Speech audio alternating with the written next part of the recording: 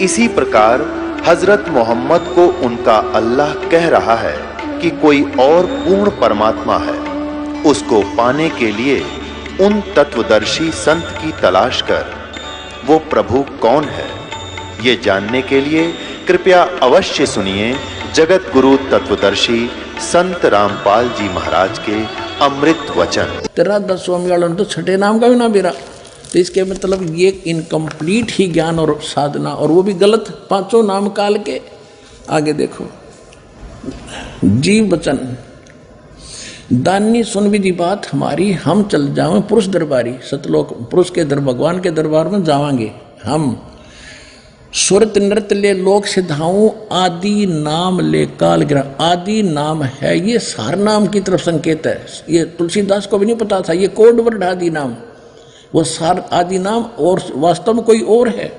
और सतनाम ले जीव भारी, ये सतनाम 2 अक्षर का है। अस चल जाऊं पुरुष दरबारी, हो गया क्लियर। इस इनके 5 नामों से अलग और एक आदि नाम और एक सतनाम न्यारा है। और ये सतनाम उसका मैं जोड़ रहे उन 5 उनके अंदर 5 नामों में, यानी इनको कह भी नहीं पता। सतनाम सतनाम जाप करो, सतनाम तो 2 अक्षर का, वो सांस उश्वास से जाप करना है। और परमात्मा कहते हैं सो हम शब्द हम जग में लाए, सार शब्द हमने गुप्त छुपाए। ये आदि नाम जो है सार नाम है, सार शब्द कहते हैं इसको। और सो हम शब्द कहते हैं हम लाए, ना किसी वेद में ना शास्त्र में, कहीं नहीं तुम्हारे यहाँ पर। और वही नानक साहब जी कह रहे हैं कि वो खरिश्मा नहीं है, वो कौन कौन से सोहम और ये आदि नाम, ये तुम्हारे इनमें नहीं है। वो तो परमात्मा खुद आकर प्रकट करते हैं, वो देते हैं।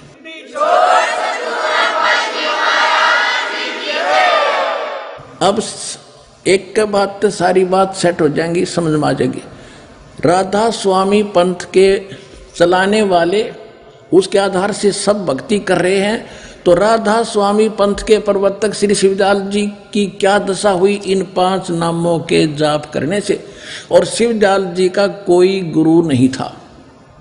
और कबीर साहब यानी हमारे सदग्रंथ क्या बताते हैं, गीता अध्याय नंबर 16 के श्लोक नंबर 23 और 24 को फिर से आधार बनाते हैं, जहाँ से सत्संग स्टार्ट हुआ था। इसमें कहा कि गीता अध्याय नंबर 16 के श्लोक 23 में कहा है कि शास्त्र विधि को त्याग कर जो मनमाना आचरण करते हैं उनको उनकी न तो गति होती है, ना उनको सुख होता है, ना कोई सिद्धि प्राप्त होती, यूजलेस। इसलिए अर्जुन सदग्रंथों को आधार मानो और सब मिथ्या बातों को छोड़ दो, कर्तव्य की अवस्था में। हमारे सदग्रंथ सूक्ष्म वेद क्या बताते हैं, गुरु बिन माला फेरते, गुरु बिन देते दान, गुरु बिन दोनों निष्फल हैं, से पूछो वेद पुराण। गुरु के बिना कोई भी साधना करता यूजलेस है। और शिवदयाल जी का कोई गुरु नहीं था। रामकृष्ण से कौन बड़ो, उन्हों भी गुरु कीन, 3 लोक के वे धनी वही गुरु आगे अधीन। गर्भ योगेश्वर गुरु बिना जो करता हर की सेव, कह कबीर बैकुंठ से वो फेर दिया सुखदेव। राजा जनक गुरु किए फिर कीनी हर की सेव, कह कबीर स्वर्ग में वो चले गए सुखदेव। यानी सुखदेव ने तो गर्भ में ज्ञान हो गया था, बिना गुरु के भगवान के विष्णु जी के लोक में चला गया, वहां से वापस पटका के चला जाए, यहाँ से गुरु धारण करके आइए। जब राजा जनक को गुरु किया कहते फिर वो ठिकाना पाया जहाँ तक का गुरु उसको मिला था। और रामकृष्ण से कौन बड़ा, उन्हों भी गुरु कीन, 3 लोक के वे धनी गुरु आ गए थे। और परमेश्वर ने स्वयं गुरु की ये महिमा रखते हुए, मर्यादा रखते हुए स्वामी रामानंद जी को गुरु बनाया। और शिवदयाल जी का कोई गुरु नहीं, तो आप पे फेलियो। जब शिवदयाल जी फेल है तो पूरा पंथ फेल हो गया। ये समझे, इनकी जड़ दिखा दी धरती।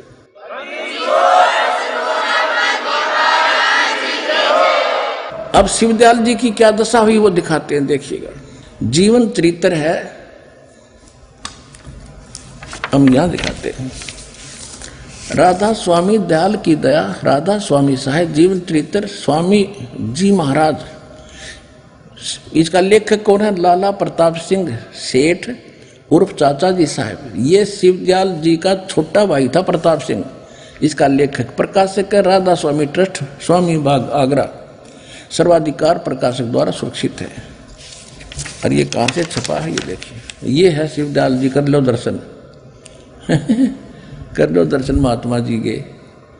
आप डूब गया, दुनिया डुबो गया, भूत बन गया फिर आखिर में। ये 17वीं बार 5026 सन 2006 में वो हमारे पास है। राधा स्वामी ट्रस्ट, स्वामी बाग आगरा, मुद्रक है अर्पण पेंट्री, राधा स्वामी चैम्बर, भालेज रोड, आनंद। ये इनके फोन। अब देखिएगा इसके 28 पृष्ठ पर आपको दिखाते हैं कि इनका कोई गुरु नहीं था। ये देखिएगा ये जीवन चरित्र है स्वामी जी महाराज शिवदयाल जी का। 28 पृष्ठ पे स्वामी जी महाराज का कोई गुरु नहीं था और न किसी से उन्होंने परमार्थ का उपदेश लिया। और गरीबदास जी कहते हैं झूठे गुरु के आश्रय कदे न उदर जीवे, सच्चा पुरुष कबीरे हैं वो आद्य परम गुरु पीवे। सतगुरु पुरुष कबीर हैं ये चारों युग प्रमाण, और झूठे गुरुआ मर गए भाई हो गए भूत मसान।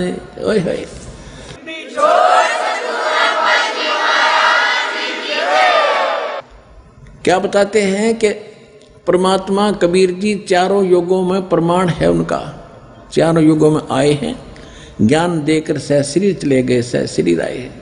सतगुरु पुरुष कबीर हैं ये चारों युग प्रमाण, और झूठे गुरुआ मर गए वो हो गए भूत मसान। परमात्मा कबीर जी कहते हैं सतयुग में सत सुकृत कह टेरा, त्रेता नाम मुनिंदर मेरा, द्वापर में करुणा में कहाया, कलयुग नाम कबीर दरहाया। चारों युग में मेरे संत पुकारे, और कूक कहा हम हेल रे, हीरे माणिक मोती बरसे ये जग सुगता डेल रे। झूठे गुरु के आश्रय कदे न उदर जीवे, सच्चा पुरुष कबीरे हैं वो आद्य परम गुरु पीवे। कि वो परमात्मा भी हैं और सच्चे सतगुरु का भी रोल वही करने आते हैं, और उनसे जीव का मोक्ष होगा। और जो झूठे गुरु थे वो शमशान में भूत बन गए। ये दशा हुई शिवदयाल जी का, क्योंकि इनका कोई गुरु नहीं था। ये दशा शिवदयाल जी की हुई क्योंकि परमात्मा के विधान के विरुद्ध साधना है इनकी। 28 पृष्ठ पे वही जीवन चरित्र स्वामी जी महाराज का हम पढ़ रहे हैं। स्वामी जी महाराज यानी शिवदयाल जी का कोई गुरु नहीं था, और न ही किसी से उन्होंने परमार्थ का उपदेश लिया। तो क्या बना, ये दिखाता हूँ क्या बना। ये 78 पृष्ठ पे जीवन चरित्र स्वामी जी महाराज का 71 नंबर इनका ये वचन है। अब बुक्की जी का, जो कि सिब्बो जी की छोटी बहन थी, थोड़ा सा हाल लिखा जाता है। यह सिब्बो जी के कुछ अरसे बाद स्वामी जी महाराज के चरणों में आई थी। जब इन्होंने कुछ दिन सत्संग किया और उस वचन स्वामी जी महाराज के सुने और वे वचन हृदय में समा गए, तब इनके प्रेम की हालत अजीब थी।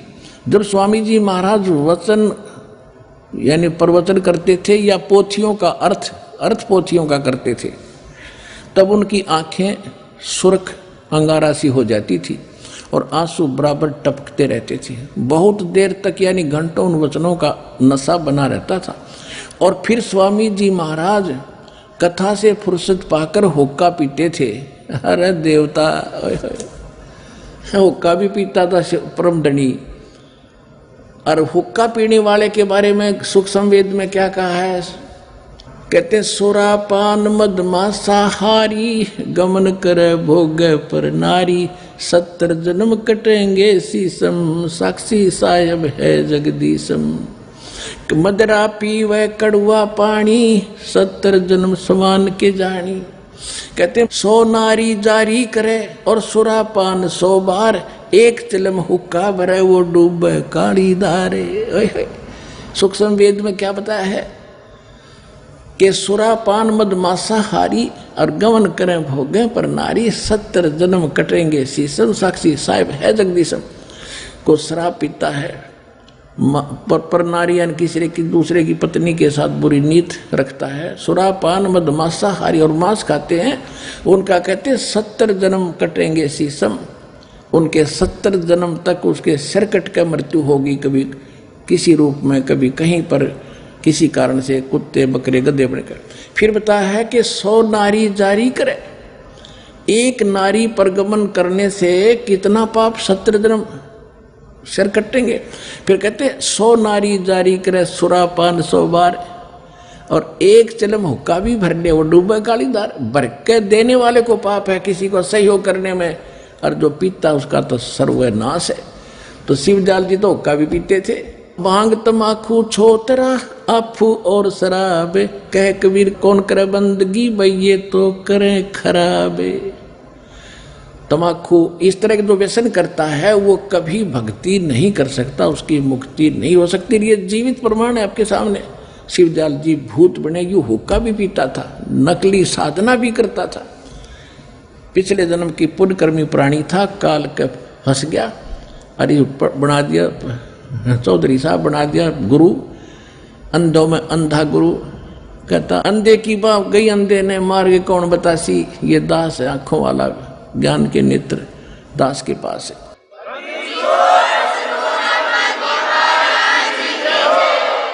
स्वामी जी महाराज फिर देखते हैं, स्वामी जी महाराज कथा से फुर्सत पाकर हुक्का पीते थे, और या अभ्यास का रस लेते थे, या कथा करने बैठते थे तो बुक्की जी महाराज के चरणों का अंगूठा मुंह में रख के वे घंटों चरणामृत का रस लेती रहती थी।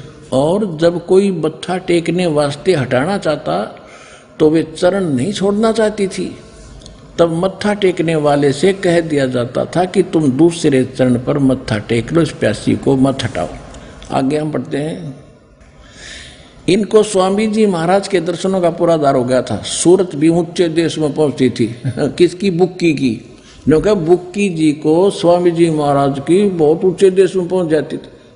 शिवदयाल ना मेरा मकान कौन सा है, सतनाम कौन सा है, बुक्की की कहाँ जाएगी सूरत। देखो, जब स्वामी जी महाराज अंतर ध्यान हुए, यानी शिवदयाल जी की जब मृत्यु होगी, तब बुक्की जी की यह कैफियत हुई, यह हालत हुई कि दिन रात बेहोश पड़ी रहती थी, और 2-2 दिन हाजत जरूरी को भी रफा करने नहीं जाती थी, फ्रेश होने में नहीं जाती थी।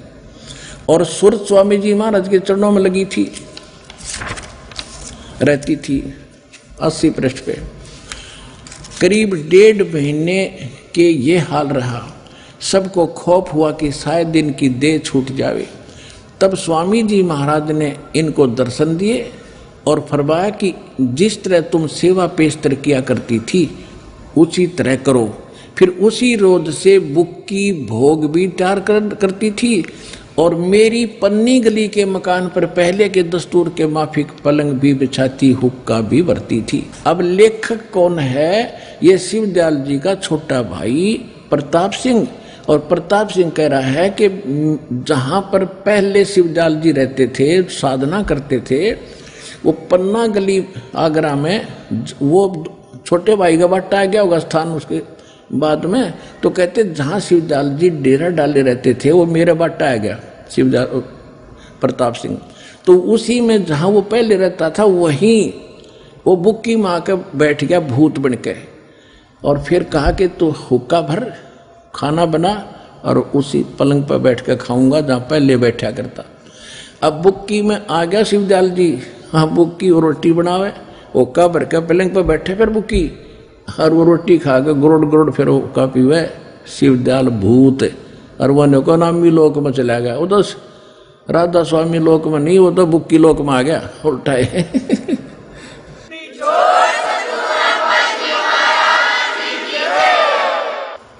फिर देखिएगा, तब स्वामी जी को इनके दर्शन, स्वामी जी ने इनके दर्शन दिए, किसको? बुक्की को, और फरमाया कि जिस तरह तू सेवा पेशतर किया करती थी उसी तरह करो। फिर उसी रोज से बुक्की जी भोग तैयार करने लगी करती थी, रोटी बनाती थी, और मेरी पन्नी गली के मकान पर पहले के दस्तूर माफिक पलंग बिछाती, हुक्का भरती थी। जैसे शिवदयाल जी जीव था, जब पलंग बिछा के हुक्का भर के उनको पीने के लिए रोटी खिला कर देती थी, तो फिर आप पर रोटी बना के खा के और पलंग पर बैठ कर हुक्का पीती थी। उसका माँ भूत पिया था, वो बुक्की पहले हुक्का भी ना पीती थी, और भूख शिवदयाल जी भूत उसमें बढ़ कर फिर हुक्का पीने लग गया। पहले की दस्तूर हुक्का भी भरती थी, वह पलंग अभी तक बिछा रहता है। गरज की जिस तरह से पेशतर यानी पहले सेवा किया करती थी, उसी तरह से कुल काम करने लगी। और स्वामी जी महाराज उनको ध्यान के समय में प्रगट दर्शन देते थे और कुल सेवा उसी तरह कबूल फरमाते थे, जो जैसा कि अंतर ध्यान होने से पेशतर यानी पहले करते थे। जैसे मरने से पहले रोटी खाता था, हुक्का पीता था, उसके बाद वो उस बुक्की में प्रवेश करके ऐसे खाने लगा। बुक्की जी को महाराज उनके आखिरी दम तक प्रकट रहे, जब तक बुक्की नाम रही उसमें रहा वो भूत शिवदयाल जी बुक्की लोक में बैठा। यहाँ तक कि जिस किसी को जब कोई बात स्वामी जी महाराज से अर्ज करनी होती थी तो वे बुक्की जी के जरिए से दरफियात कर लिया करते थे। बुक्की जी में इंटरनेट लग गया, फिर वो उसमें बोलने लग गया। वो भूत बोले, उसका गर्ज करे महाराज ये दुख हो गया, जिसका समाधान पहले करता था फिर उसे फिर बताने लग गया।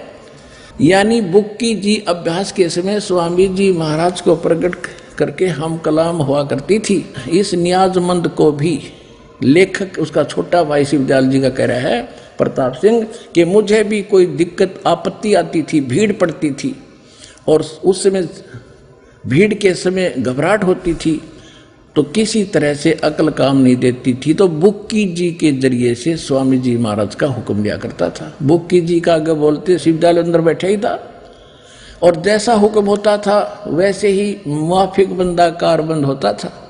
इसी तरह राय साहब ने, एक और था उनका गुरु बाद में बना राय साहब ने भी मौज की थी कि बुक्की जी के जरिए से 2-4 बार हुक्म हासिल किए थे। ये है इनकी हिस्ट्री भाई। राधा स्वामी पंथ का प्रवर्तक बुक्की के अंदर अपनी शिष्या में भूत बनकर बैठा है, वहाँ शंकाओं का समाधान कर रहा है। ये कहो तो नामी लोक में चले गए, वो तो बुक्की लोक में फटोगे और बुक्की में वही जब तक रहे जब तक वह मरी नहीं। तो पुण्यात्माओं दास का उद्देश्य इतना सारा प्रयत्न करने का ये है कि आप तो बचो, जो शेष बचे हो निकलो उस नरक से, आओ सतलोकासन बरवारा जिला हिसार में अपना कल्याण कराओ।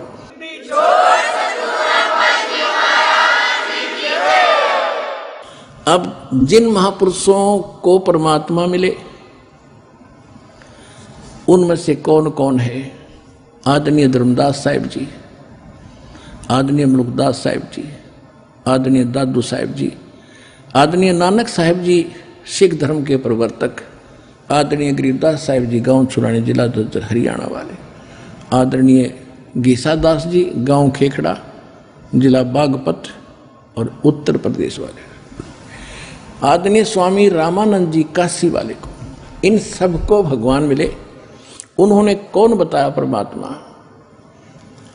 नानक साहिब जी ने कहा है, धर्मदास जी ने तो देखकर आए, उन्होंने बताया है कि सतलोक से चलकर आए काटन यम की जंजीर। परमात्मा कबीर साहब को वहाँ देखा, फिर नीचे देखा, वही रूप हल्का शरीर तेजपुर का शरीर बनाकर नीचे आए हैं मालिक। धर्मदास जी ने वही बताया कि काशी में जो कबीर परमात्मा प्रगट से धानक दुल्हा वो मालिक हैं, सच्चे परमात्मा हैं, सत्य पुरुष हैं। वहाँ भी मनुष्य दृश्य हैं, वहाँ पूरी सृष्टि है सतलोक के अंदर ऐसी ही, लेकिन ये डुप्लीकेट है, वो ओरिजिनल है, ये नासवान है, वो अविनाशी सृष्टि है। आप सभी वहाँ रहते थे। यहाँ से जो दास आपको साधना बता रहा है, जब तक यहाँ रहोगे आनंद से रहोगे, सब दुखों से बचे रहोगे और जाओगे जब सतलोक विमान में बैठ कर चले जाओगे, जो साधना दास बता रहा उससे।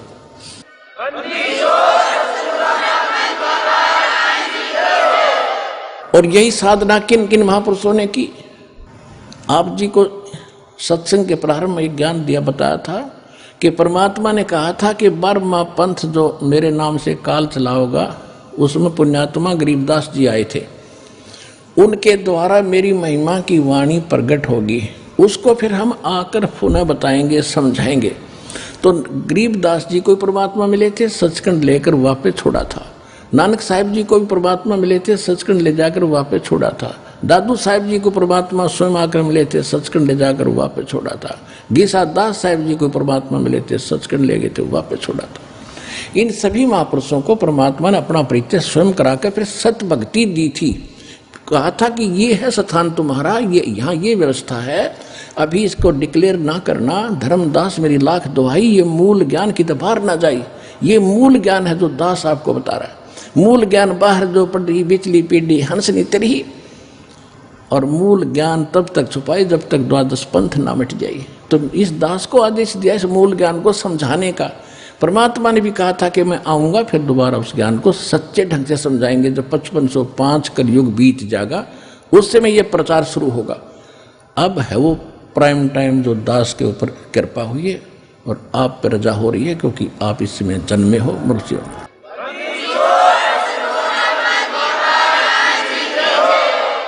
तो उन महापुरुषों ने किसको भगवान बताया? नानक साहब ने क्या कहा है कि एक तेरा नाम तारे संसार में ए हो आस ए हो आधार। ये फाई सूरत मुल्क की वेश ए ठगवाड़ा ठगी देश खरासियाना बहुता बार ये धानक रूप रहा करता। ये 24 नंबर पृष्ठ गुरु ग्रंथ साहिब में नानक साहब की महिला पहला की वाणी है। 721 पृष्ठ पे नाम लिख दिया है गुरु ग्रंथ साहिब में कबीर साहब का। एक अर्ज गुफ्तम पेश तो दर कून करतार हक्का कबीर करीम। तो हक्का कबीर, करीम यानी दयालु, सत कबीर, हक्का माने सत, सच्चा अविनाशी, और कबीर करीम तो बेअपरवरदिगार। 731 पृष्ठ पे लिखा कि नीच जात परदेसी मेरा छिन आवे तिल जावे, अरता की संगत नानक रहंदा क्युकर मोंडा पावे। 1 सेकंड में यहाँ देखता हूँ, 1 सेकंड में ऊपर बैठा है सतलोक में। यही ना रामानंद जी ने कहा था, जो परमात्मा को ऊपर भी देखा और नीचे देखा, दो ठोर है एक तू भया एक से दो, और गरीबदास हम कारणे तुम आए हो मगदो। वहां से चल कर आए हो हमारे लिए। गरीबदास जी ने क्या कहा है कि हम सुल्तानी नानक तारे दादू को उपदेश दिया, जात दुलाहा भेद नहीं पाया, काशी माहे कबीर हुआ। अनंत कोट ब्रह्मांड का एक रति निभार, और सतगुरु पुरुष कबीर है वो कुल के सृजना। इन महापुरुषों ने कौन से मंत्र किए थे, कौन सी साधना की थी, जो परमात्मा ने इनको बताई कि ये भक्ति करो तुम तब यहाँ आओगे। दिखा तो मैंने दिया तुम्हें कि ये है तुम्हारा मूल स्थान। परमात्मा ने अपने विटनेस बनाए, गवाह बनाए। उन महापुरुषों ने अपनी अमृतवाणी में एफिडेविट लिख दिया कि काशी में जो दुल्हा था वो पूर्ण परमात्मा है, हमने आंखों देखा। उनको फिर कौन से मंत्र दिए थे?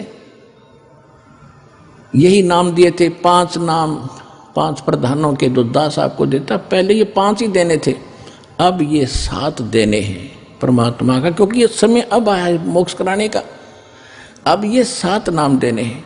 उसके बाद फिर 2 अक्षर का नाम सतनाम है। कई भक्त कहते हैं कि एक ऐसे नकलीहा गुरु आया हुआ था, एक दिन किसी भक्तों के कहने सुनने से आ गया, वो नाम ले लिया, सतनाम भी ले लिया उसने। फिर करता है वो विवेक, बकवास करता है कि वही नाम है, उनको सतनाम बता रहे हो, ये काहे की बात है, ये क्या हुआ? तो इन अकल तो है नहीं, क्योंकि उनकी तो प्रभुता खत्म होती है। उन्हें तो बैठा अपना बैठाना है, जीवों को भी उलझाना है, उनका इतना ही काम है। लेकिन नहीं, एक जड़ी है, एक 5 जड़ी मिला दी जाए तो उनका गुण कुछ अन्य होता है। 2 जड़ियों को उस अलग ढंग से मिला जाए तो उनका कुछ लाभ अन्य होता है। तो इसी प्रकार देखो, आटा वही होता है और घी, बूरा, चीनी वही होती है। उसी के लड्डू भी बना लेते हैं, उसी की बर्फी भी बना लेते हैं, उसी से यानी चूरमा भी बना लेते हैं, हलवा भी बना लेते हैं। तो अलग अलग टेस्ट होता है। लेकिन जड़ी का एक अलग से विधि है। जो जड़ी, जैसे अकेली कोई वस्तु खाते उसका अन्य लाभ है, 2 मिक्स कर देते उसका अन्य लाभ है। जैसे इसमें आता है आयुर्वेद के अंदर कि घी और शहद को अगर बराबर मिला ले तो विष बन जाता है, और इसको असम भाग विषम भाग में मिला दे, यानी घी से दुगना शहद या शहद से दुगना घी मिलाकर खावे तो अमृत बन जाता है। तो इसी प्रकार इन मंत्रों की जो दास आपको देता है, भ्रम ना पड़ना, क्योंकि ये खुद परमात्मा के दिए मंत्र हैं। विश्वास करने के लिए ये पर्याप्त है कि यही मंत्र नानक साहब जी जाप करते थे जब पर इसमें जन्म साखी भाई बाले वाली में समुद्र की साखी में नानक साहब जी अपने मुख से बोल रहे थे मंत्र को, मर्दाना ने भी सुन लिया, वो भी बोलने लगा तो डूबने लगा। तो नानक साहब जी ने कहा था ये जाप मत कर, तो वही कर जो मैंने बोला है, वाहेगुरु जाप कर, क्योंकि उस समय इसको गुप्त रखना था। और बोल इसलिए दिया कि आने वाली पीढ़ी में प्रमाण होगा कि मैं ये जाप करता था, ये सिद्ध हो गया। फिर धर्मदास मेरी लाख दुहाई ये सार नाम कहीं बाहर ना जाई, धर्मदास जी को बना कर रखा था कि सार नाम और सतनाम अभी बताना नहीं। और गरीबदास जी ने भी ये मंत्र किसी को नहीं दिया, लिख रखा ग्रंथ साहिब के अंदर। इस दास को मिले ये कंप्लीट कोर्स। गरीबदास जी कहते हैं राम नाम जप कर थर ओई, ओम सोहम मंत्र दोई, ओम सोहम मंत्र जपिए योग युगत या धूनी तपिए। कहते और ये धूनी दाने तपस्या करने से कोई लाभ नहीं है, ये मंत्र जाप करना। ये कैसे जाप करना ये दास बताएगा। मंत्र का पता भी लग जाता है तो कोई लाभ नहीं होगा जब तक इस दास से प्राप्त नहीं होगा। और गीसा साहब की वाणी में आता है कि ओम सोहम जपले भाई, राम नाम की यह कमाई। गीसा दास की वाणी में, और ये गीसा पंथी ये पूरा एक शब्द है उनका, गीसा दास जी का, ये पूरा शब्द रटते हैं। ओम सोहम जपले भाई, राम नाम की यह कमाई, ओम सोहम जपले भाई। वो जपे क्यों करे, वो कौन सा जप करना है, वो इस दास के पास वो खजाना उपलब्ध है। और अपना कल्याण कराओ। बोलो सतगुरुदेव।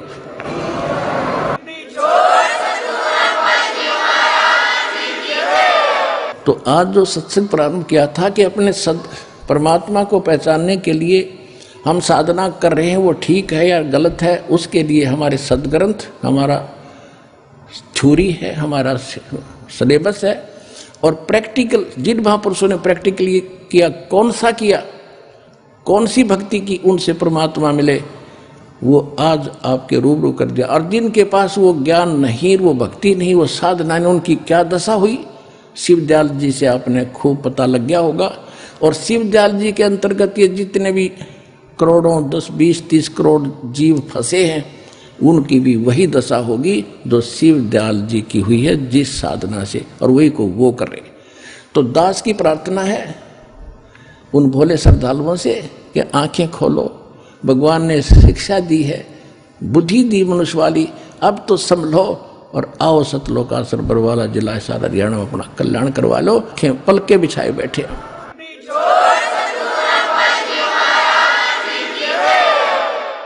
अब आपको भक्तों का अनुभव सुनाएंगे जिनको परमात्मा की सत भक्ति से कैसा सुख हुआ, कैसी उनकी आत्मा जागेगी। अब पछता रहे हो पिछली साधना को, रो रहे हैं जीवन खो दिया हमने। और पुण्यात्मा कुछ नहीं बिगड़ा, मनुष्य जीवन रहते रहते अगर ये नाम मिल गया तो भी कल्याण हो जाएगा आपका। मनुष्य जीवन रहते रहते यहाँ आ जाना चाहिए एक बार, वो जीव का पार होकर रहेगा, चाहे 1-2 जन्म बेशक लग जाइए फिर उसके।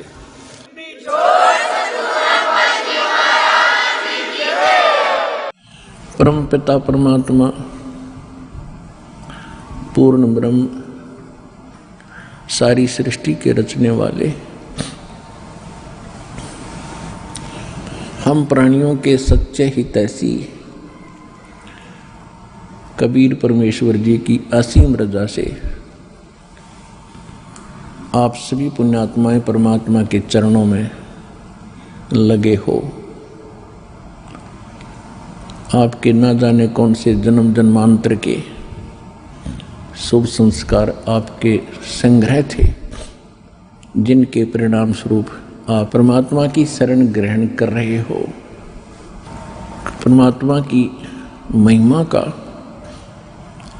हम कोई गुणगान कर नहीं पाते बच्चों। हमने परमात्मा शब्द सुना था, इसको भाषा भिन्न करके कोई गॉड कहता है, कोई रब कहता है, कोई खुदा कहता है, कोई अल्लाह कहता है, कोई राम कहता है, कोई भगवान कहता है। और इस बात की सभी गवाही देते हैं कि वो शक्ति बहुत प्रबल है। राजा लोगों को हम संपन्न मानते हैं। एक निर्धन नागरिक राजा को बहुत बड़ा पावरफुल मानता है, और राजा पर भी जब आपत्ति आती है तो वो भी किसी अपनी जैसी भी परंपरा में जन्मा है, अपने अल्लाह, खुदा, गॉड, राम, रब, भगवान की ही शरण में पहुंचता है। यानी अपने राजकाज में जब उसको भी कोई दिक्कत आती है, वो तो सक्षम माना जाता है पृथ्वी पर, वो भी परमात्मा की खोज करता है, उससे राहत चाहता है। इससे सिद्ध है कि वो कोई बहुत बड़ी शक्ति है, और वो भी दे सकता है जो राजा नहीं दे सकता, जो राजा के पास भी वस्तु नहीं है। राजा क्या नहीं दे सकता, क्या दे सकता है? जब तक हमें ज्ञान नहीं था तब तक हम सोचते थे मंत्री ने, मुख्यमंत्री जी ने नौकरी दे दी। नहीं, रोजगार भी परमात्मा देता है। करे करा वैसाइयां मन में लहर उठा, और दादू सिरधर जीव के आप बगल हो जा। जो कुछ भी करता है भगवान करता है। वो करता कैसे है कि जिस पहले वो शुभ संस्कार बनवाता है और फिर उसको राहत देता है। तो शुभ संस्कार बनते हैं शास्त्र अनुकूल साधना से।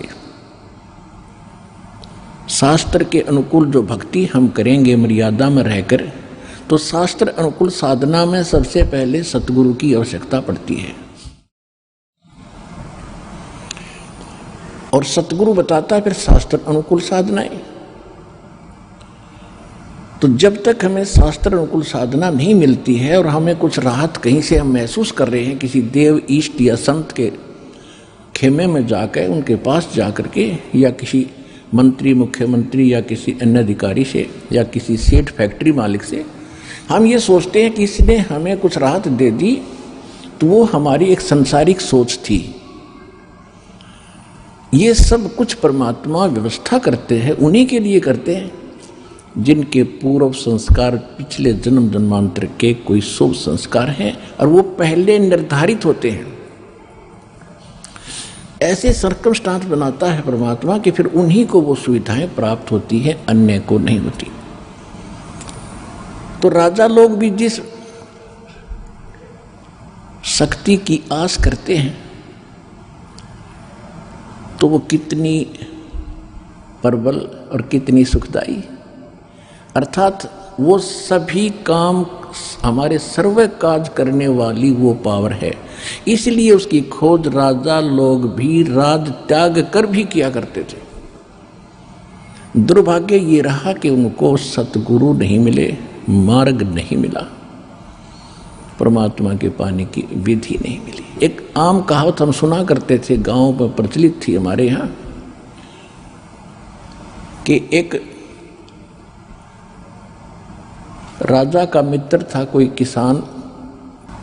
राजा कहीं शिकार में गया हुआ था, जिस बकवाद करने जाते ही है राजा लोग, जब इन पर सुख हो जाता है तो भगवान छोड़कर बकवादे करते हैं। तो वो ज़्यादा गहरा चला गया, कहीं दूर, भूख प्यास से व्याकुल था। किसान के पास अपने खेत में अपनी रोटी उपलब्ध थी, अपनी ही। राजा वहाँ पहुँच गया। उसने ये भी नहीं पूछा भी तू कौन है, कहाँ से आया है, किसान ने, और पूछा भाई भूख लगी होगी तेरे को घोड़े वाले। कहा जी भूख लगी। बैठ पहले भोजन खा। भूख लगी हुई थी, भोजन उसने सारा खा लिया। फिर उसने तब पूछा कि आप क्या खाओगे, कि कोई ना, मैं तो यहाँ से कोई घास फूस और फल फ्रूट मिलेगा तो खा लूँगा, आप अतिथि हो। इस बात से बड़ा प्रभावित हुआ राजा। तो राजा ने कहा भाई तेरा नाम क्या है? ये नाम है, ये मेरा गांव है। फिर उसने बताया कि अभी मैं राजा हूँ इस नगरी का, जिस क्षेत्र में तेरा गांव पड़ता है, और तुझे कभी कोई आपत्ति आवत मेरे पास आ जाना। कुछ वर्ष उसको उसने एक ऐसा बना के दे दिया, अपना ऐसा कोई आइडेंटिटी उसको बनाकर दे दी कि तेरे को कोई नहीं रोकेगा, कभी आ जाना मेरे राजमहल तक, यानी मेरी रेजिडेंस तक भी आ जाना। तो इतना प्रभावित हुआ राजा उस किसान के इस बात को देखकर कि अपने मुंह से रोटी निकाल कर अतिथि को दे दी, यह छोटी बात नहीं, ये पिछले संस्कार ही होते। तो वहां पहुंचा। एक दिन उसको कोई बात याद आ गई कि अभी राजा से मिलकर आते हैं। कुछ सूखा गिर गया था, वो सूखा तो फिर सारी नगरी में गिर रहा था। जब वो पहुंचा, राजा मुसलमान था, बाहर बैठा अपना कोई नमाज कर रहा था, और वो सीधा ही पहुंच गया। वो दिखा करके वो पासपोर्ट राजा वाला, तो वो कहने लगे, जो सेवादार थे, नौकर थे, कि यहाँ बैठो भाई, राजा अपनी कुछ क्रिया कर रहा है, उसके बाद बात करेंगे। वो सामने देख रहा था कि राजा क्या कर रहा है। जब राजा खड़ा हुआ, कुशल मंगल पूछा, तो उसने पूछा किसान ने कि पहले ये बताओ आप ये क्या कर रहे थे। राजा ने कहा कि मैं भगवान से, अल्लाह से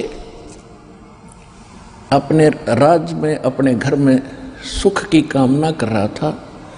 अकाल गिर गया है, इसके लिए दुआ मांग रहा था। तो किसान कहने लगे, अच्छा मैं तो भिखारी के पास आ गया भाई, उससे तो मैं न मांग लूंगा अपने घर पे, फिर तेरे से क्या जरूरत है मुझे मांगने की। राजा भी उसी दुख में दुखी और मैं भी वही दुखी। मांगना किसी देने वाला कोई और है, उसको हम भूल गए। तो सतलोक आश्रम बरवाला, जिला हिसार, हरियाणा में यही याद दिलाई जाती है कि संसारिक लोगों से तुम जो राहत मांगते हो, ये आपकी अध्यात्म ज्ञानहीनता है। परमात्मा से मांगो, परमात्मा उसी को देता है जिसके पहले के शुभ संस्कार है ना। बेशक मांगते रहियो, कतई नहीं दे। अब शुभ संस्कार बनते कब हैं? अब बनेंगे। शास्त्र अनुकूल साधना इस दास के पास उपलब्ध है, वो रियल साधना है। इससे आपके रोज शुभ संस्कार बनेंगे, आपको इस जन्म में भी देगा और सतलोक में भी आपको ले जाएगा। ये वो साधना है।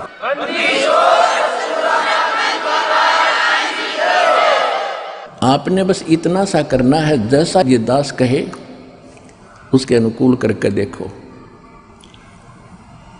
जो आदेश हो गुरु जी का, उसका पालन करके देखो।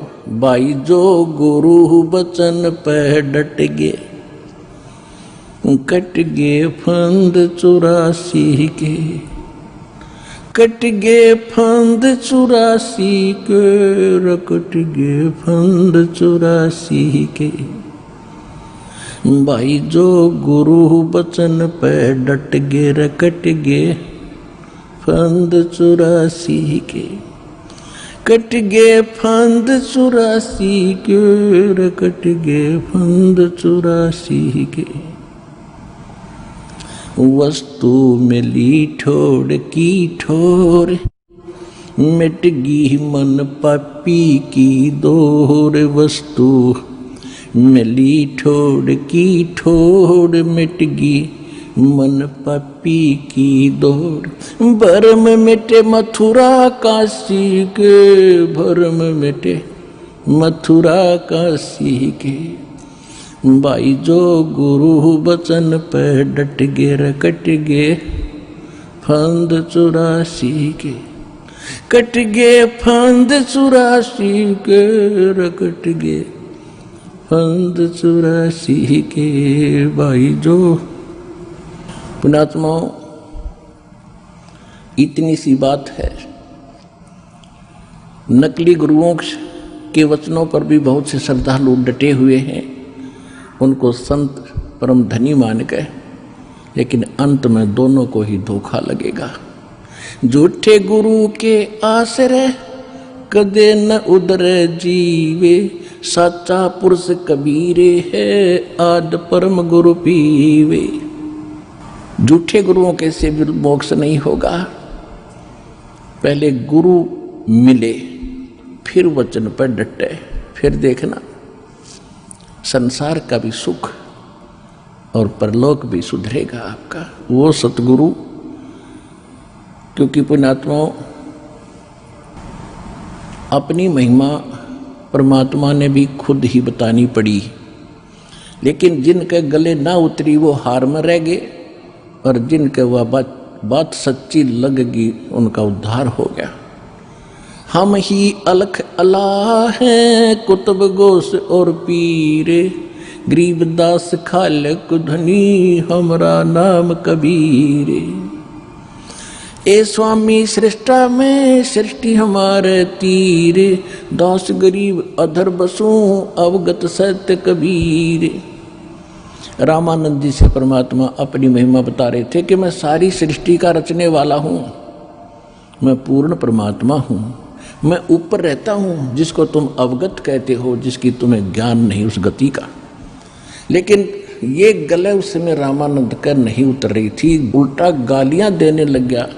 तो छोटी जाति का नीच बालक छोटा सा तो क्या बकवास कर रहा, अपने आप को भगवान मान बैठा। और जब रामानंद जी को परमात्मा सचखंड सतलोक जहां मालिक रहते वहां लेकर गए और फिर वो वापस छोड़े, हाय हाय बोलत रामानंद जी सुनो कबीर करतार, गरीबदास सब रूप में तुम ही बोलन हार। दो ठोर है एक तू भया एक से दो, गरीबदास हम कारणे तुम आए हो मगजो। अपनात्मा यही स्थिति उस प्राणी की होगी जिसको आप बाहर जाकर किसी से कहोगे कि आज पृथ्वी पर सतलोक आश्रम बरवाला में हमारे गुरुदेव जी पूर्ण संत आए हुए हैं, सतगुरु है एकमात्र, लेकिन वहाँ आपको बहुत कुछ सुनना पड़ सकता है रामानंद जी की तरह। जैसे कबीर जी के बारे में गलत बोला, फिर कभी मालिक दया करेंगे, उसकी सद्बुद्धि होगी, जब यहाँ आएगा प्रमाण देखेगा, फिर वो भी आपकी तरह ही गुण गाएगा कि सचमुच अगर संत है तो पृथ्वी पर एक ही है, सतलोक आश्रम बरवाला में ये दास बैठे।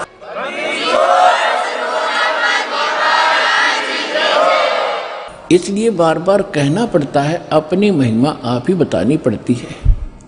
दास तो एक नौकर है उस परम पिता का, आप हो उसके बच्चे और आपकी सेवा दास को दे रखी है। और कोशिश यही रहेगी कि भगवान से डर के मालिक के बच्चों की नौकर जो सेवा करता है उसकी नौकरी बनी रहती है। तो दास का ये प्रयत्न आखिरी सांस तक रहेगा।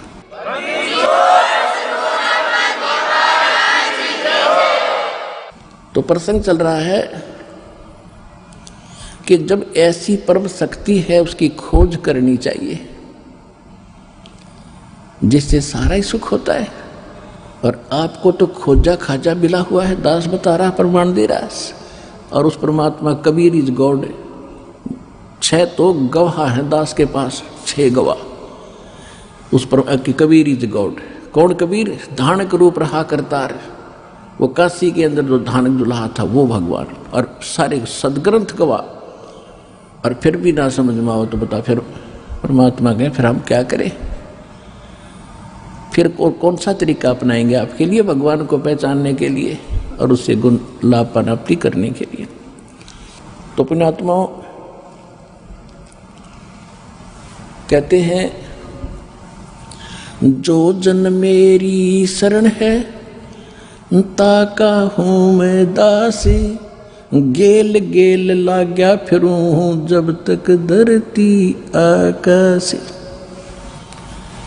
कबीर परमात्मा कहते हैं, जब से तुम यहाँ आए हो मेरे को छोड़कर सतलोक से, और तुम्हारी ये दशा आप देख ही रहे हो पुण्यात्मा, घड़ी कहने की जरूरत नहीं। आइए अब हम उन श्रद्धालुओं के अनुभव जानते हैं जो जगत गुरु तत्वदर्शी संत रामपाल जी महाराज जी से दीक्षा प्राप्त कर चुके हैं तथा उनके द्वारा बताए गए भक्ति मार्ग पर चल रहे हैं। नमस्कार जी। नमस्कार सर। क्या नाम है बहन जी आपका? जयश्री दासी। बहन जी आप कहाँ की रहने वाली हैं? सर ग्राम सुलगांव, तहसील पुनासा, जिला खंडवा के रहने वाले हैं हम। बहन जी, संत रामपाल जी महाराज से नाम दीक्षा आपने कब ली? सर संत रामपाल जी महाराज से नाम दीक्षा हमने 22 अप्रैल 2018 को ली। संत रामपाल जी महाराज से नाम दीक्षा लेने से पहले क्या आप कोई भक्ति साधना भी करती थी? हाँ सर, हम बहुत भक्ति साधना करते थे। ये सारी देवी देवताओं की पूजा, नवरात्रि, हमारे इधर गणगौर मनाते हो, गणगौर त्यौहार, तीज त्यौहार, उसके बाद सारे व्रत करते थे और सारी देवी देवताओं की इन्हीं की पूजा करते थे। ब्रह्मा विष्णु महेश, विष्णु जी, इनकी ही भक्ति करते थे हम। जय गुरुदेव पंथ से जुड़े हुए थे हम, उनसे नाम दीक्षा भी ले रखी थी और 7 साल तक हमने उनका नाम का जाप किया, लेकिन कोई भी फायदा नहीं हुआ। बहन जी, आपने बताया कि आप ब्रह्मा विष्णु महेश की पूजा करती थी और भी भक्ति साधनाएं आपने की, फिर आप जय गुरुदेव पंथ से जुड़े और आपने वहाँ 7 साल तक भक्ति की, लेकिन आपको वहाँ से कोई लाभ नहीं मिला। तो फिर आप संत रामपाल जी महाराज की शरण में कैसे आईं? सर, हमारी दीदी सदगुरु रामपाल जी महाराज से जुड़ी हुई है, हमारी मौसी की लड़की है, उनको कैंसर थी। तो उन्होंने हमको ज्ञान समझाया कि बहन तू सदगुरु रामपाल जी महाराज से नाम दीक्षा ले ले। हम बहुत परेशान थे सर, हमको किडनी इन्फेक्शन था और वो बीमारी से हम इतने ज़्यादा परेशान हो गए थे कि हमने कोई डॉक्टर नहीं छोड़ा। उसके बाद में सारी देवी देवता उनको जाके देख लिए, सब कुछ करके देख लिया और आखिरी में हमको संत रामपाल जी महाराज की शरण मिली और संत रामपाल जी महाराज की शरण में जाने से ही हमारी बीमारी से निजात मिली। हमको सनावद में सत्संग था, वहाँ पर हमने नाम दीक्षा ली सदगुरु रामपाल जी महाराज से।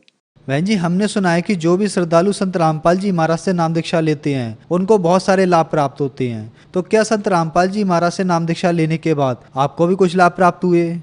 हाँ सर, हमको सदगुरु रामपाल जी महाराज से नाम दीक्षा लेने के बाद बहुत सारे लाभ हुए और इतने हुए कि क्या गिनाए। कि सबसे पहले तो हमारे पति जो गैस से हमेशा पीड़ित रहते थे, उनको गैस की दिक्कत थी। उसके बाद उनको टाइफाइड इतना ज़्यादा रहता था, मतलब हर 1 महीने छोड़ के जब भी उनका बुखार आता था तो डॉक्टर के पास जाने के बाद उनको टाइफाइड ही बताते थे। और फिर कि हमारी सासू जी है जो संत रामपाल जी महाराज के शरण में नहीं थे, सिर्फ हम ही जुड़े थे, हमारे पति और मैं और मेरा लड़का, और उनको अटैक का झटका आया। तो अटैक का झटका आया तो सदगुरु रामपाल जी महाराज उनकी वाणी में बताते हैं कि सदगुरु शरण में आने से आई टले बला और जो मस्तक पे सूली वो कांटे में टल जाए। पर सदगुरु रामपाल जी महाराज ने हमारी सांस की वो सूली कांटे में टाल दी और 2 नस चौक हुई बताई उनके डॉक्टर ने, पर उनको कुछ भी नहीं हुआ। सिर्फ ये कि थोड़ी उनको घबराहट की दिक्कत हुई और हमने डॉक्टर से जांच करवाई तो डॉक्टर ने उनको अटैक की शिकायत बताई। तो सबसे बड़ा लाभ तो ये कि उन्होंने इतनी बड़ी बीमारी को, जो कि बहुत खतरनाक बीमारी है अटैक की, उसको कांटे में टाल दी संत सदगुरु रामपाल जी महाराज ने। और फिर ये कि हमारे घर में हमारी दादी सास है, उनको भी अटैक की दिक्कत है, पर उनकी गोली चल रही, पर आज तक उनको कोई भी ऐसी तकलीफ नहीं हुई जिससे हमको परेशानी हो। सदगुरु रामपाल जी महाराज की दया से हमारे घर सब, जब से हम मालिक की शरण में गए सदगुरु रामपाल जी महाराज के, जब से ऐसी कोई दिक्कत नहीं हुई जिससे हम परेशानी, नहीं तो हर महीने डॉक्टर के पास जाना और बहुत ज़्यादा परेशान हो गए थे। हमारा 10,000 रुपये महीने का कोर्स आता था और जब भी जाते थे, जब रिपोर्ट मतलब उल्टी सीधी आती थी, कभी भी मतलब इतना इलाज करवाने के बाद फायदा नहीं होता था, उल्टे होते जाते थे। ऊपर से डॉक्टर ने बता दिया था इनकी गारंटी नहीं ले सकते हम कि क्या भी हो। सर, हमको तकलीफ थी किडनी की और उसमें शुरुआत हुई हमारी बुखार से। हमको बुखार मात्र 3 दिन बुखार रहा और गांव में सामने, हमारे घर के सामने डॉक्टर है, तो डॉक्टर से हमने दिखाया तो सूजन जब शुरू हुआ बुखार में तो उनने बोला कि बुखार की वजह से इनको सूजन मतलब बढ़ता जा रहा है। दिन पे दिन सूजन बढ़ता जा रहा था। 2 दिन हुए जब वो डॉक्टर ने बोला कि इनको आप बाहर के डॉक्टर को दिखा लो। तो बाहर सनावद में हमारे गांव से 10 किलोमीटर है, वहाँ पर हमने डॉक्टर को दिखाया तो डॉक्टर ने हमारी जांच लिखी और जांच इंदौर आई, थायराइड की जांच लिखी और बोले इनको टाइफाइड है और उन्होंने हमको टाइफाइड की गोली दे दी और बोले कि थायराइड है और थायराइड की रिपोर्ट 2 दिन बाद आएगी। और वो थायराइड की रिपोर्ट आई नहीं सर, और उन्होंने बिना थायराइड की रिपोर्ट देखे हुए हमें थायराइड की गोली दे दी। हम घर आ गए और शाम को हमने जब वो गोली शुरू की तो उस दिन से सर घंटे पे घंटे हमको सूजन बढ़ता ही चला गया और दूसरे दिन रात के 11 बजे तो हमको भर्ती करने की नौबत आ गई। तो हमको हमारे गाँव से थोड़ा दूर है बड़वाई में, वहाँ पर एक अस्पताल है दादा दरबार करके, वहाँ पर भर्ती किया। हमारे पति और हमारे देवर ले गए, रात में भर्ती किया। तो रात में जब हमको आईसीयू में रखा तो तकलीफ बढ़ती जा रही थी, कम नहीं हो रही थी और उन्होंने कोई ऐसा इलाज भी नहीं किया, मात्र बाटल लगा दी और उसके सिवाय कुछ देखने भी नहीं जाने दी किसी को। सुबह हमारे देवर आए और उन्होंने हमारी छुट्टी करवा ली। बोले हम हमारी भाभी की छुट्टी करवा के ले जाएंगे, यहाँ कुछ भी ऐसा नहीं दिख रहा है हमको जिससे हमको राहत मिले। फिर हम 9 बजे इंदौर पहुँचे सर। 9 बजे इंदौर पहुँचे तो इंदौर में डॉक्टर बुलाए बाहर से और डॉक्टर ने हमारी जांचें लिखी, मतलब शुरुआत की तो 9 दिन हो गए सर। 9 दिन तक हमारी बीमारी का कोई पता नहीं कि हमको क्या है। इलाज चलता जा रहा है, पता कुछ नहीं। रिपोर्ट पे रिपोर्ट 25-25 हज़ार की एक जांच हुई हमारी, पर कोई पता नहीं। जब आखिरी एक जांच हुई उसमें डॉक्टर ने हमारी किडनी में से, दोनों किडनियों में से 2 टुकड़े निकाले और वो बॉम्बे पहुंचाए। और फिर जब वो वापस आए उनको 15 दिन लगे, 15 दिन रिपोर्ट आने में लगे। 15 दिन तक हमारी गोली ऐसी ही चली और 15 दिन के बाद उन्होंने क्लियर किया और वो रिपोर्ट बायोप्सी है, उसको बायोप्सी बोलते हैं। और वो जांच आई जब डॉक्टर ने क्लियर किया कि इनको दोनों किडनियों में इन्फेक्शन है। और उस टाइम तो हमको नहीं बताया कि कितना है और कैसे ठीक होगा और कितने दिन लगेंगे। पर जब हम महीने के महीने जाते थे तो कभी 15 दिन में भी जाने का नंबर आ जाता था, कभी मतलब ज़्यादा हो जाए तो 8 दिन में भी वापस चले जाते थे। और हमेशा मतलब इलाज करवाते भी डॉक्टर की भी बीमारी समझ में नहीं आ रही थी। और उसके बाद में वो डॉक्टर, हमने उस पर 6 महीने इलाज चलवाया सर। और उसके बाद में हमने उस डॉक्टर से इलाज छोड़ दिया। उसके बाद में हमारे गाँव में हमारे जेठ हैं, मौसे ससुर के लड़के, तो उन्होंने हमको दूसरा डॉक्टर बताया। उनको भी वही दिक्कत थी तो उनने बताया कि जो डॉक्टर मैं बताता हूँ आपको वहाँ जाओ। तो वो डॉक्टर फिर हमको इंदौर में LIG चौराहे पे वो डॉक्टर हैं अनूप नगर में, और उनका नाम है नरेश पावा।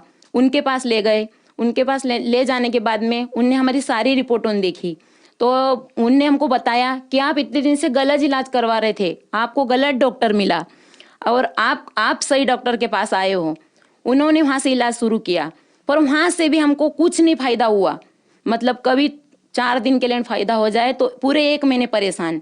और उसके बाद में इलाज चलते चलते और डॉक्टर ने आखिरी में क्लियर कर दिया कि इनकी गोली मतलब हमेशा चलेगी, कभी बंद नहीं होगी, पूरे आजीवन गोली चलेगी। और 1 दिन भी बिना गोली से मत रहना। अगर कहीं जाओ आप परिवार में तो गोली साथ लेके जाना। और हमको RO का पानी पीने को बोला था, फिल्टर का। अगर सर हम कहीं का पानी पी भी लेते थे तो हमारी आंखों में अलग से झलक आता था वो पानी, ऐसी दिक्कत थी हमको। तो पानी और गोली हम हमेशा साथ लेके जाते थे। और उसके बाद में डॉक्टर ने बोल दिया कि इनको अगर ज़्यादा ऐसी दिक्कत बढ़ी तो डायलिसिस का नंबर भी आ सकता है। पर हम ज़्यादा परेशान हो गए और हम घर से, हमको हमारी दीदी ने बताया था कि सदगुरु रामपाल जी महाराज की शरण ग्रहण कर लो, लेकिन हम घर से परेशान थे सर, घर वाले नहीं हमको जाने दे रहे थे। उसके बाद में जब हमारी दिक्कत ज़्यादा बढ़ गई, घर वाले इतने ज़्यादा परेशान हो गए हमारे से कि उन्होंने खुद बोल दिया कि तू अब संत रामपाल जी महाराज की शरण में चली जा। उसके बाद में हमने हमारी दीदी से कांटेक्ट किया और उनसे पूछा कि हम कहाँ नाम ले सकते हैं। तो फिर उनने बताया कि सनावन में सत्संग है, आप आओ और आप नाम दीक्षा लो। और हम सदगुरु रामपाल जी महाराज से नाम दीक्षा ली और सर 15 दिन के अंदर हमारी बीमारी ठीक हो गई। ये मेरी रिपोर्ट होने किडनी की, जो आप देख सकते हो कि मेरे को किडनी इन्फेक्शन बताया था और डॉक्टरों ने बोल दिया था कि आपको आजीवन गोली खानी पड़ेगी। लेकिन सदगुरु संत रामपाल जी महाराज की शरण में जाने से मेरी गोली दवाई सारी बंद हो गई। और ये रिपोर्ट 4 लाख की है, कम से कम 4 लाख रुपए मेरे को लगे हैं। और सदगुरु रामपाल जी महाराज की शरण में जाने से आज मैं सारी बीमारी से निजात पा ली हूँ और गोलियों सारी मेरी बंद हो गई मात्र 15 दिन के अंदर। और घर में मेरी सासू जी हैं, जो उनको जो दिक्कत थी, उनको जो हार्ट अटैक की शिकायत है, वो उनको बिल्कुल भी, अगर वो आधा किलो वजन भी उठाते थे तो उनको ऐसा लगता था कि मैंने बहुत ज़्यादा वजन उठा लिया। लेकिन आप घर का सारा जो भी उनसे बनता है वो सारा काम कर लेते हैं और मालिक की दया से, सदगुरु रामपाल जी महाराज की दया से आज ठीक है।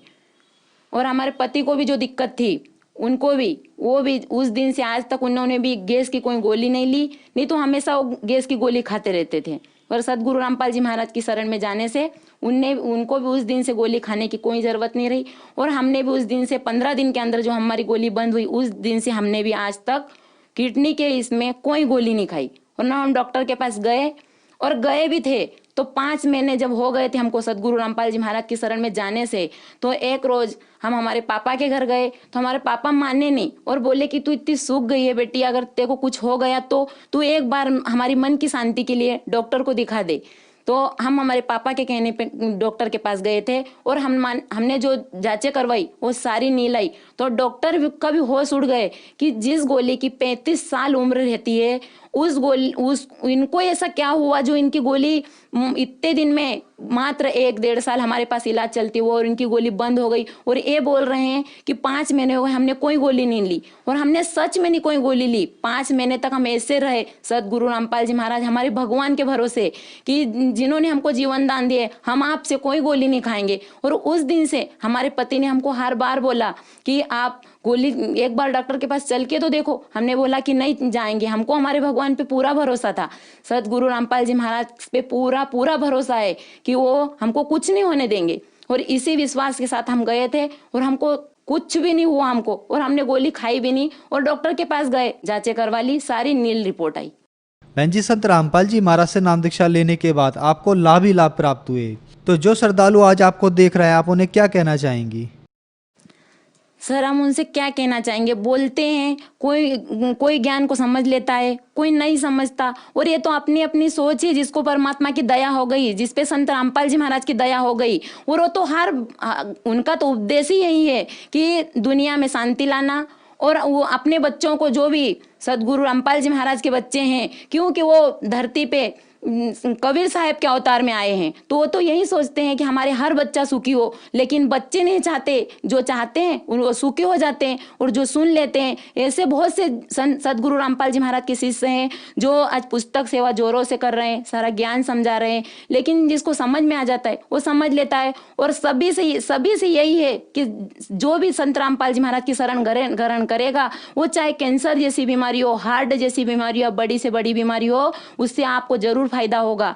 और चाहे आप मेडिकल के कितने भी चक्कर लगा लो, पर संत रामपाल जी महाराज जैसी जो रास्ता है और उनकी जो भक्ति है, वो उससे ही निजात मिलेगी आपको। आप चाहे कितने भी अस्पतालों के चक्कर काट लो, अगर आपके कर्म में आपको जो लेख लिखा है भोगना है, वो भोगना पड़ेगा। सदगुरु रामपाल जी महाराज की शरण ग्रहण कर लोगे तो आपको सारे दुख दूर हो जाएंगे और मन की शांति, और घर में बहुत सारे ऐसे लाभ है जो सदगुरु रामपाल जी महाराज की शरण में जाने से मिलते हैं। जैसे हमको बीमारी से निजात मिली, ऐसे जितने भी हॉस्पिटल हैं, चाहे वो भारत के हो या देश विदेश के कहीं के भी हो, उसमें जितने भी मरीज है, वो अगर आज संत रामपाल जी महाराज की शरण ग्रहण कर ले तो उनकी सारी बीमारी दूर हो जाएगी। और हम तो यहाँ तक का बोलते हैं कि जिसको किसी डॉक्टर ने बोल दिया कि आपका आज आखिरी दिन है, और उस टाइम पे वो संत रामपाल जी महाराज की शरण ग्रहण कर ले, तो उसको जीवन दान निश्चित मिलेगा। क्योंकि संत रामपाल जी महाराज जीवन देने और सुख शांति देने को ही आए हैं। सदगुरु रामपाल जी महाराज की शरण में आइए और अपने दुख दूर और सारे रोगों से छुटकारा पाइए। बहन जी, संत रामपाल जी महाराज की शरण में कैसे आ सकते हैं?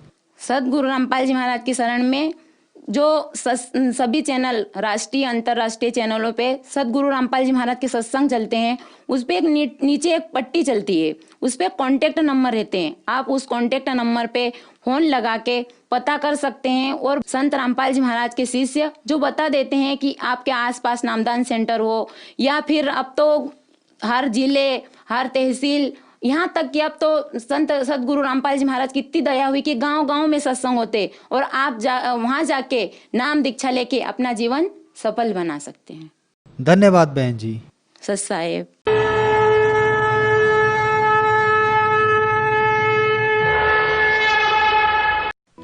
आप सुन रहे थे जगत गुरु तत्वदर्शी संत रामपाल जी महाराज के मंगल प्रवचन। अधिक जानकारी के लिए संपर्क करें।